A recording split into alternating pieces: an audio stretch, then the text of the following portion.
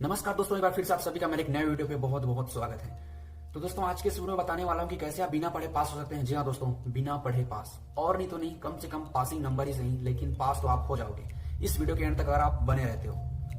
दोस्तों आज मैं जो टॉपिक लेके आया हूँ, टोटल 15 टॉपिक लेके आया हूँ। मतलब ये टॉपिक नहीं, ये आपकी सबसे बड़ी बड़ी गलतियां हैं। छोटी छोटी गलतियों से आपकी बड़ी बड़ी गलतियां हैं, और इन्हीं बड़ी गलतियों की वजह से आपका जो नंबर है कटता है। और इन छोटी छोटी गलतियों को बड़ी बड़ी गलतियों अगर आप मान के नहीं चलोगे, नहीं चलते, तो यार ये छोटी छोटी गलतियां मिलकर एक बड़ी गलतियां बन जाती है, और आपके ये बड़ा नंबर आपके एग्जाम का ले लेता है, और आपका बड़ा नंबर कट जाता है।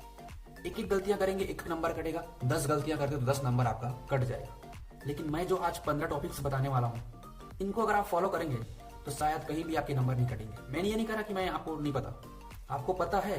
इसमें आप जो सोचते हैं वो भी शामिल है, और जो मैं बताने वाला हूँ वो भी शामिल है दोस्तों। और कहीं ना कहीं ये गलतियां आप हर एक एग्जाम में करते हैं, हर एक स्टूडेंट करता है। छोटी से छोटी गलतियां क्यों ना हो दोस्तों, छोटी से छोटी गलतियां ही हमारा बड़ा सा बड़ा नंबर लेके चला जाता है एग्जाम में। दूसरी बात दोस्तों, आपने कभी न कभी ये सोचा होगा कि हमारा जो एग्जाम का जो पेपर होता है वो कैसे चेक किया जाता है। आखिर कैसे चेक होता है हमारा पेपर, एग्जामिनर उसको कैसे चेक करता है, किस आधार पे हमें नंबर देता है, और अगर ज्यादा से ज्यादा अगर हमको नंबर चाहिए तो किस आधार पे हमको लिखना होगा ताकि एग्जामिनर खुश हो जाए और हमको अच्छे से अच्छे नंबर दे दे।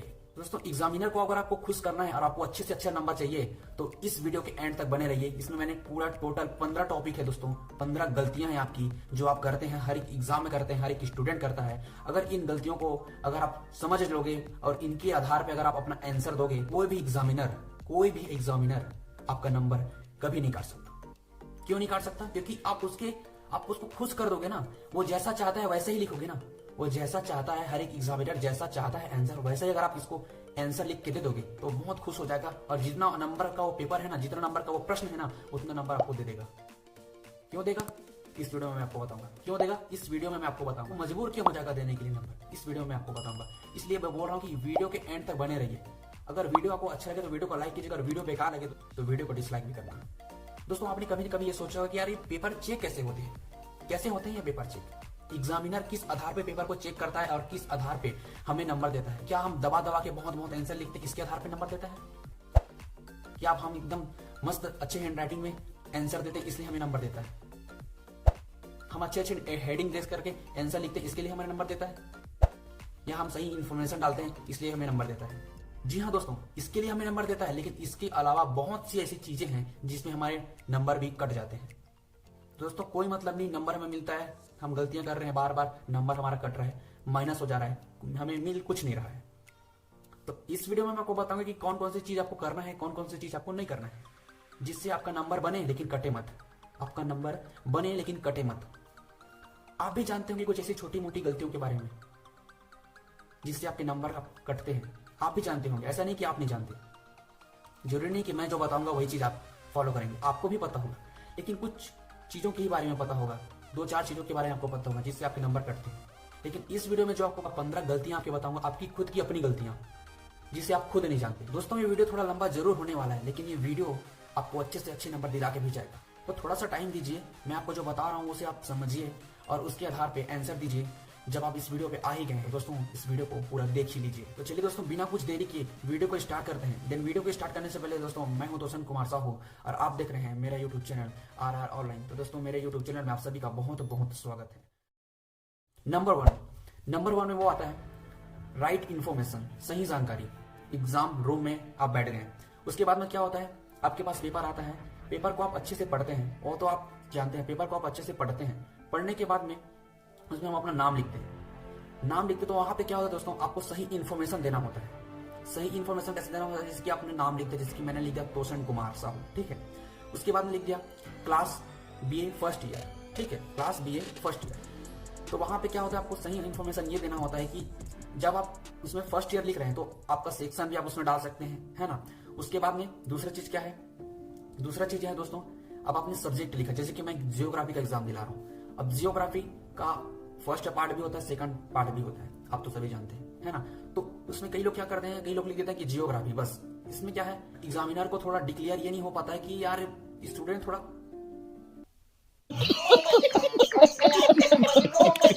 तो आपने लिख दिया जियोग्राफी के बाद पार्ट 1 या पार्ट 2, तो एग्जामिनर के माइंड में पहले से ही खुशी का माहौल बन जाता है। वो आपकी कॉपी को खुशी खुशी चेक करता है कि इसने अच्छा ही लिखा होगा, है ना दोस्तों। तो ये हो गया, सही इन्फॉर्मेशन आपने दे दिया, और उसके नीचे जो भी चीज़ आपको रोल नंबर वगैरह लिखना होता है वो भी आपको सही इन्फॉर्मेशन भरना है। ये तो आप सभी जानते हैं। इसमें भी कई लोग बहुत सी गलतियां करते हैं, इसलिए मैंने ये टॉपिक पहले नंबर पे रखा है। दूसरा नंबर पे टॉपिक आता है उत्तर क्रमांक नंबर।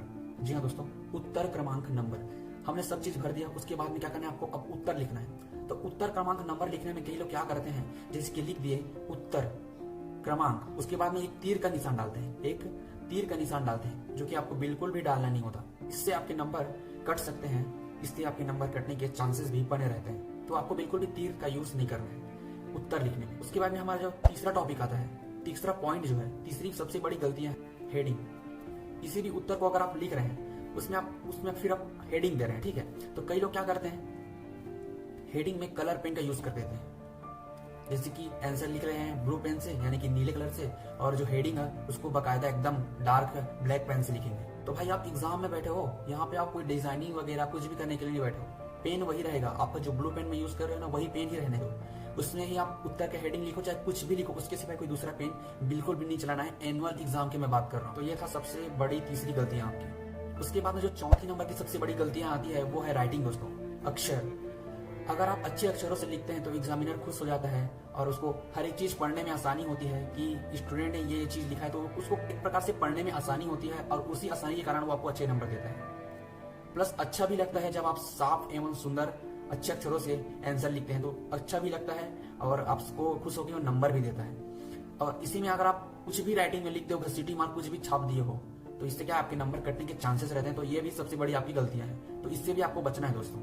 उसके बाद में जो पांचवें नंबर की जो गलतियां आती है, स्पेसिंग, शब्द के बीच की जो दूरी है, स्पेस है, बीच में जो शब्द, देखो आप कोई भी शब्द लिखते हो तो उसके बीच में स्पेस नहीं रखते हो, तो वो जो बीच की स्पेस है, तो कई लोग क्या करते हैं, इसी में स्टूडेंट गलतियां करते हैं। कई लोग क्या करते हैं कि नंबर जो आंसर है वो भर भर के दिखने के लिए, मतलब पेज में पूरा भर के दिखे ऐसा करके, ये सोच के क्या करते हैं, स्पेसिंग जो होता है वर्ड का जो इस बीच का स्पेसिंग होता है उसको बहुत ज्यादा लिखते हैं, बहुत ज्यादा छोड़ देते हैं। इससे क्या होता है, कुछ दिखावटीपन आ जाता है।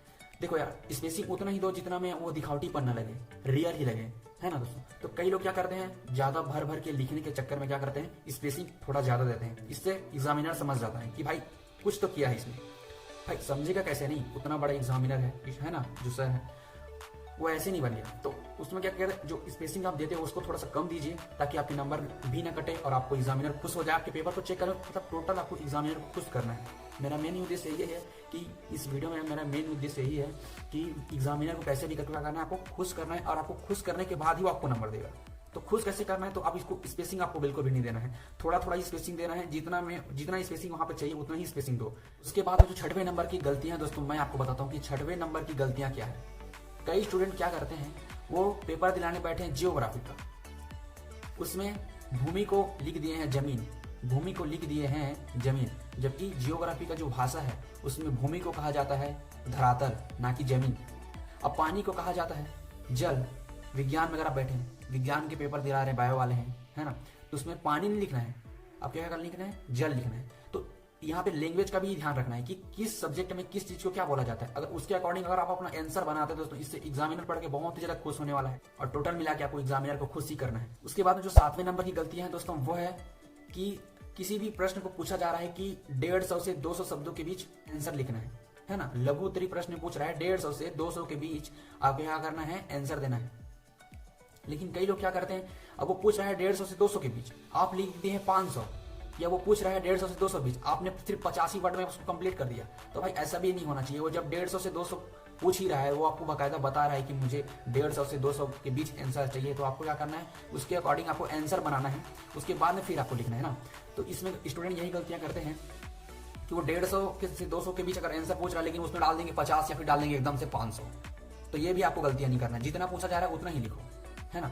तो एग्जामिनर इसे भी देखता है और इसके अकॉर्डिंग भी आपको नंबर देता है। तो इसे भी आपको सुधार करना है दोस्तों, कि आपको शब्द सीमा जितना पूछा जा रहा है उतना में ही आपको आंसर कंप्लीट करना है। उसके बाद जो आठवां सबसे बड़ी गलतियां आती है वो क्या है, देखो कई लोग बहुत महान चंद होते हैं, गजब बेइज्जती है। चुप, बिल्कुल चुप। कैसे महान चंद होते हैं मैं बताता हूँ। अब देखो कोई भी आंसर का वो हेडिंग डाल रहे हैं, ठीक है, अब हेडिंग डाल रहे हैं, उसके नीचे एक लाइन ही खींच सकते हो, इसके वजह से एक बाकायदा एक छोटा सा एक लाइन ही खींचना है, ज्यादा कुछ नहीं करना है। लेकिन कई लोग क्या करते हैं, उसमें ऐसे लाइन खींचेंगे फिर क्रॉस करेंगे, फिर लाइन खींचेंगे फिर क्रॉस करेंगे, फिर लाइन खींचेंगे फिर क्रॉस करेंगे, मतलब एक प्रकार से वहां पे डिजाइनिंग कर रहे हैं। कौन है ये लोग? तो यार आप एग्जाम में बैठो ना कि आप डिजाइनिंग कर रहे हो, आप एग्जाम पे बैठो, आपको नॉर्मली सा क्या करना है, हेडिंग देना है, एक हेडिंग दे देना है, उसमें एक छोटा सा अंडरलाइन ही कर सकते हो, इससे अलावा कुछ भी नहीं कर सकते। लेकिन यहाँ पे क्या कर देते हैं कई लोग, वहां पे डिजाइनिंग करते हैं।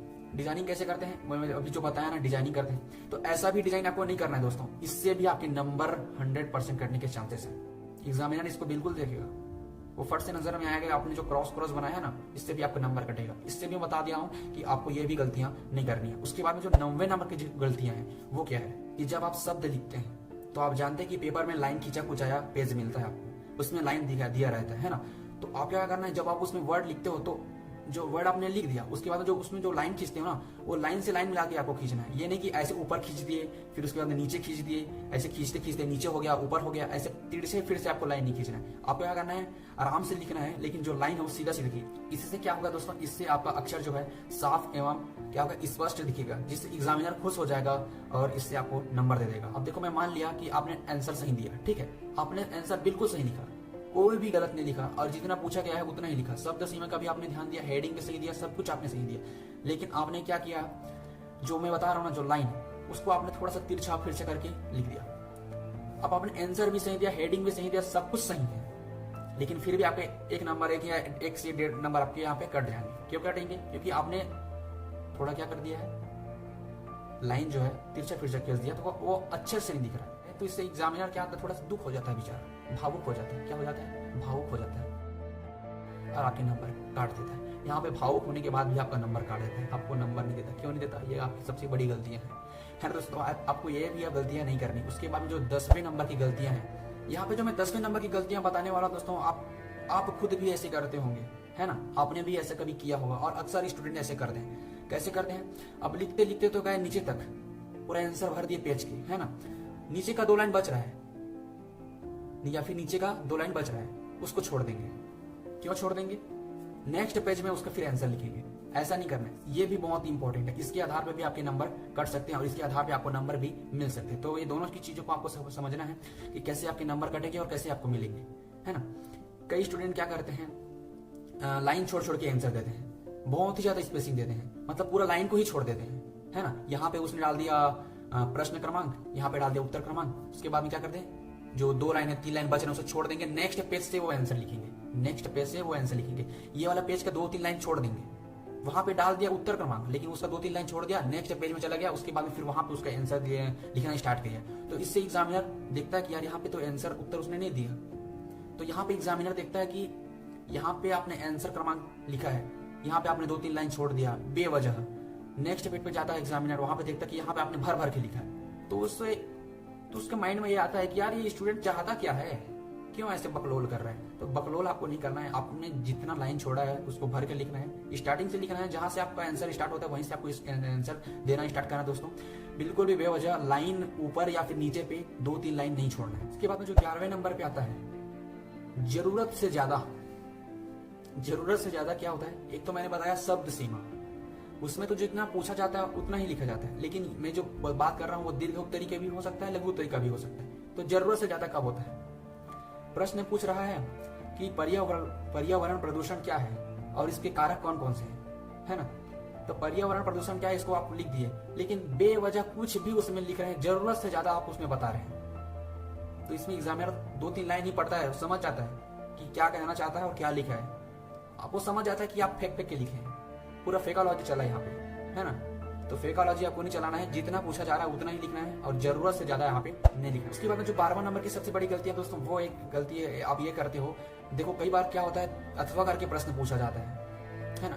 अक्सर अब तो ऐसे ही हो गए हैं कि बड़े बड़े प्रश्नों में क्या होता है, अथवा करके प्रश्न पूछा जाता है। अगर आपको ऊपर का नहीं पता, अथवा करके नीचे का बना लो, नीचे का नहीं पता ऊपर का बना लो, लेकिन बीच में एक अथवा दिया होता है। आप देखेंगे बीच में एक अथवा दिया होता है। अब देखो प्रश्न क्रमांक है 15, प्रश्न क्रमांक 15 का आप अथवा करके जो नीचे का बना है, देखो ऊपर का तो आपको पता नहीं, आप लिखेंगे उत्तर क्रमांक 15, ठीक है, उत्तर क्रमांक आपने 15 लिख दिया। उसके बाद में जो पहला प्रश्न है उसको नहीं पता, ठीक है, अथवा करके जो नीचे में दिया गया है उसको आपको पता है, तो आप क्या करना है, आपको लिखना है उत्तर क्रमांक 15, उसके बाद में लिखना है अथवा, एक छोटा सा अल्प विराम डालना है, उसके बाद में फिर यहाँ पे अथवा मतलब पहला प्रश्न का उत्तर नहीं देके अथवा वाला उत्तर मैं यहाँ पे दे रहा हूँ, ये आपको एग्जामिनर को शो करना है, आपको ऊपर में अथवा लिखकर। अगर आप ऊपर में अथवा लिख देते हैं तो एग्जामिनर इससे संतुष्ट हो जाता है, इससे आप उसको उसके माइंड में क्लियर हो जाता है कि स्टूडेंट ने पहला प्रश्न का उत्तर नहीं देके दूसरे प्रश्न का उत्तर दिया है। क्योंकि देखो प्रश्न क्रमांक तो वही रहेगा, देखो प्रश्न क्रमांक वही रहेगा 15, ठीक है, लेकिन 15 में तो 2 प्रश्न पूछे गए हैं ना, एक अथवा करके पूछा गया है, तो वो कैसे जानेगा कि वो पहला का या ये स्टूडेंट पहला का आंसर दिया है या दूसरा का आंसर दिया है। तो इसमें अगर आप दूसरे का आंसर दे रहे हैं तो ऊपर में अथवा लिख दो, अल्प विराम डाल दो, उसके बाद में उसके जो नीचे का जो है प्रश्न का उत्तर वो आप लिखो। तो इससे एग्जामिनर बहुत खुश हो जाता है भाई, मैं खुद जानता हूँ कि एग्जामिनर कैसे खुश होता है। इसी चीज को मैं समझते हुए ये वीडियो आपके लिए लेकर आया हूँ। अगर वीडियो आपको अच्छा लग रहा है तो वीडियो को लाइक कर दो अभी से, और वीडियो अगर आपको अच्छा नहीं लग रहा है तो वीडियो को डिसलाइक भी कर सकते हो। और दोस्तों चैनल पे अगर आप नए हो तो चैनल को सब्सक्राइब कर लो, किसी वीडियो मेरे चैनल पे आते रहते हैं, इसलिए मैं बोल रहा हूँ कि चैनल को सब्सक्राइब भी कर लो। वीडियो के एंड तक बने रहना, क्योंकि जो नेक्स्ट मैं 3 टॉपिक बताने वाला हूँ, 12 के बाद 13, 14 और 15 मोस्ट टॉपिक से। दोस्तों इन टॉपिक को अगर आप छोड़ देते हो ना तो शायद आपके नंबर भी कट सकते हैं। इसलिए मैं बोल रहा हूँ कि वीडियो के एंड तक बने रहिएगा। वीडियो थोड़ा लंबा हो गया है मेरे को पता है, लेकिन आपको क्लियर आपको समझ में भी आ रहा है कि कौन कौन सी गलतियां आप करते हैं। तो दोस्तों 13 नंबर की जो गलतियां वो आप ये करते हैं कि यहाँ पे आप चिन्हों का बिल्कुल भी ध्यान नहीं रखते, ना तो आप पूर्ण विराम का ध्यान रखते, ना तो आप अल्प विराम का ध्यान रखते, ना तो आप प्रश्नवाचक जितने भी चिन्ह प्रयोग होते हैं है ना हिंदी शब्दों में, तो उसका आप बिल्कुल भी ध्यान नहीं रखते। जहाँ पे आपको रुकना है वहां पे अल्प विराम डालते हैं, जहाँ पे आपको पूर्ण विराम चाहिए वहां पे पूर्ण विराम का चिन्ह डालते हैं, और बिना पूर्ण विराम का चिन्ह डाले ही उस लाइन को आप छोड़ देते हैं, है ना, बिना अल्प विराम डाले ही आप आगे लिख देते हैं। तो ऐसे आपको नहीं करना। इससे ये छोटी छोटी चीजें ही आपको नंबर दिला सकते हैं दोस्तों, ये छोटी छोटी चीजें ही आपको नंबर दिला सकता है, और इन छोटी छोटी चीजों का उपयोग अगर आप नहीं करेंगे तो आपका नंबर भी काट सकता है। दोनों में फायदा भी और घाटा भी है ना। तो इसको आप अच्छे से समझिएगा कि आपको चिन्हों का उपयोग बिल्कुल सही जगह पे और सही चीजों पे करना है, और करना ही करना है। जहाँ पे आप लाइन छोड़ रहे हो वहां पे पूर्ण विराम का चिन्ह डालो, जहाँ पे आप कुछ चीज को बोल के वहां पे आप रुक रहे हो, विश्राम ले रहे हो, तो वहां पे पूर्ण अल्प विराम का आपको चिन्ह का यूज करना है। उसके बाद में जो दोस्तों 14 नंबर की गलतियां हैं वो आप सभी जानते हैं कि ये गलतियां आप करते ही करते हैं। कैसे करते हैं? देखो हर एक एग्जाम में ग्राफ या फिर सचित्र वर्णन कीजिए, इस प्रकार के प्रश्न पूछे जाते हैं। मतलब उसमें आपको क्या करना है, चित्र बनाना है और उसका वर्णन भी करना है। तो वर्णन तो आप पेन से कर सकते हो, है ना, लेकिन आप जो दर्शाते हो उसे भी आपको पेंसिल से ही है। देखो आपने चित्र बनाने, आपको चित्र भी पेंसिल से ही बनाना है। यहाँ पे गलतियां आप कर देते हो कि चित्र भी आप पेन से बना देते हो और दर्शाते भी आप पेन से हो। तो देखो ये चित्र वाला जो पार्ट है ना, जो हिस्सा है ना, उसको आपको पूरा यूज आपको पेंसिल का ही करना है, बिल्कुल भी पेन नहीं चलाना है। ना तो आपको ब्लैक पेन का यूज करना है, ना तो ब्लू पेन का यूज करना है। आपको जो चित्र एरिया वाला जो पार्ट है उसको आपको क्या करना है, पेंसिल का यूज करना है। और आप हमेशा पेंसिल लेके जाया करो एग्जाम में। कभी भी ग्राफ चित्र किसी न किसी एग्जाम में कभी न कभी पूछ दिया जाता है। तो इसमें क्या करना है, आपको पहले से पेंसिल वगैरह आपके पास होना चाहिए, ताकि आप पेन का यूज ना करें। पेन का यूज करेंगे आपको नंबर तो मिलेंगे। तो 5 नंबर अगर सचित्र वर्णन लेके पूछा जाए, आपको 3 नंबर ही पकड़ा जाएंगे, 2 नंबर ले लेंगे। क्यों लेंगे भाई, आपने पेन का यूज किया है ना। तो यार 2 नंबर आपको क्यों कटे, पेन का आपने यूज किया। तो यहाँ पे आपको पेन का यूज नहीं करना है। ग्राफ में भी आपको पेन, देखो ग्राफ में तो पेन का यूज करना ही नहीं होता, ग्राफ तो पेंसिल से ही किया जाता है ना। तो ग्राफ वगैरह अगर आ गया तो ग्राफ तो आपको पेंसिल से ही बनाना है। चित्र अगर पूछ दिया तो वो भी पेंसिल से ही बनाना है। तो यहाँ पे आपको टोटल पेंसिल का ही वर्क करना है, पेन का यूज आपको करना ही नहीं है, जिससे आपका नंबर ना कटे। उसके बाद जो लास्ट वाला जो होता है दोस्तों 15 नंबर, ये 15 नंबर की गलतियां वो गलतियां हैं जिसे आप डेफिनेटली हर एक एग्जाम में हर एक स्टूडेंट आंख मूंद के करता है। कैसे करता है, कोई भी अगर गलती हो जाता है पेपर में, आप उसे पेन से इतना खरोचते हो कि वो अभद्दा दिखता है, भद्दा टाइप का नजर आता है। और जब एग्जामिनर आपके पेपर को देखता है तो सबसे पहला उसका जो नजर है वो आपके जो गलतियां हैं जिसमें आप पेन से उसे काटे रहते हो, पूरा नीला कर दिया रहते हो ना भाई, उसी पे जाता है। जिससे एग्जामिनर पहले से सोच लेता है कि यार ये तो कुछ भी, मतलब इसको थोड़ा सा भी नॉलेज नहीं है कि एग्जाम में कैसे किसी गलतियों को, अगर कुछ गलतियां हो जाए तो उसे कैसे काटा जाता है, थोड़ा सा भी नॉलेज नहीं है। इसी में आपको अंदाजा लगा लेता है कि आपका लेवल कितना है ना दोस्तों। यहाँ पे मैं बताने वाला हूँ 15 नंबर की गलतियां में। अगर कोई भी आपको गलतियां हो जाता है एग्जाम में, आप मान लिया जाए कि आप कोई गलतियां, आपका कोई वर्ड गलत लिखा गया है ना, तो आपको क्या करना है, सीधा एक लाइन से ही काटना है। एक लाइन, सिर्फ 1 से 2 लाइन भी नहीं चलना चाहिए, 2 3 कितना भी है ना, लाइन चलना ही नहीं चाहिए, सिर्फ एक लाइन से काटना है बस। मतलब वो पूरा, अगर पूरा पेज को अगर देखेगा भी ना तो वो खोज ना पाए, कि वो इतना जल्दी खोज भी मत पाए कि यहाँ पे गलतियां कहाँ पे क्रॉस किया गया है, कहाँ पे गलती को काटा गया है, ये एग्जामिनर ढूंढ भी मत पाए, है ना। तो ये आपको करना है। पूरा नहीं करना है, पूरा नीला में आपको नहीं भरना है, जिससे एग्जामिनर फर्स्ट टाइम पेपर को देखते ही उसमें फट से उसका नजर चला जाए और वो आपको पहले से ही आपका लेवल जान ले। तो यहाँ पे अपना लेवल नहीं बताना है कि आप कितने बुद्धिमान हो, कितने गधे हो, है ना, यहाँ आपको नहीं बताना है। अगर आपको बुद्धिमानी का परिचय देना तो एक लाइन से ही अंडरलाइन करके, मतलब इससे क्रॉस करके उसको आंसर को गलत करना है ना, जिससे एग्जामिनर का नजर उसमें फट से न जाए। तो दोस्तों ये था 15 टॉपिक। इसमें पहला, दूसरा, तीसरा करके मैंने एक एक छोटे से छोटी गलतियों को भी, चिन्हों से लेकर हेडिंग, कलर, है ना, सब कुछ यहाँ पे, अक्षर, स्पेसिंग, शब्द सीमा, सब कुछ यहाँ पे मैंने इंक्लूड किया इन 15 टॉपिक के अंतर्गत। दोस्तों ये 15 टॉपिक आपको कैसा लगा, और एग्जाम में ये 15 टॉपिक का जो गलतियां हैं वही गलतियां आप करते हो। अब आप क्या चाहते हो, क्या ये गलतियां हमेशा आप करते रहें और हमेशा आपका नंबर कटते रहे? नहीं चाहते ना, तो इन गलतियों को सुधारो दोस्तों, जिससे आपका नंबर ना कटे, आप अच्छे से अच्छे नंबर लाएं एग्जाम में। आई होप कि दोस्तों ये वीडियो आपको बहुत ही ज्यादा पसंद आया होगा। पसंद आया तो अपने दोस्तों के साथ शेयर कर दो, वीडियो को लाइक कर दो, चैनल पे नए हो दोस्तों चैनल को सब्सक्राइब करके रख लो, क्योंकि ऐसी इंपॉर्टेंट वीडियो मैं हमेशा लेके आता रहता हूँ, क्योंकि कुछ ऐसे और इंपॉर्टेंट वीडियो के साथ तब तक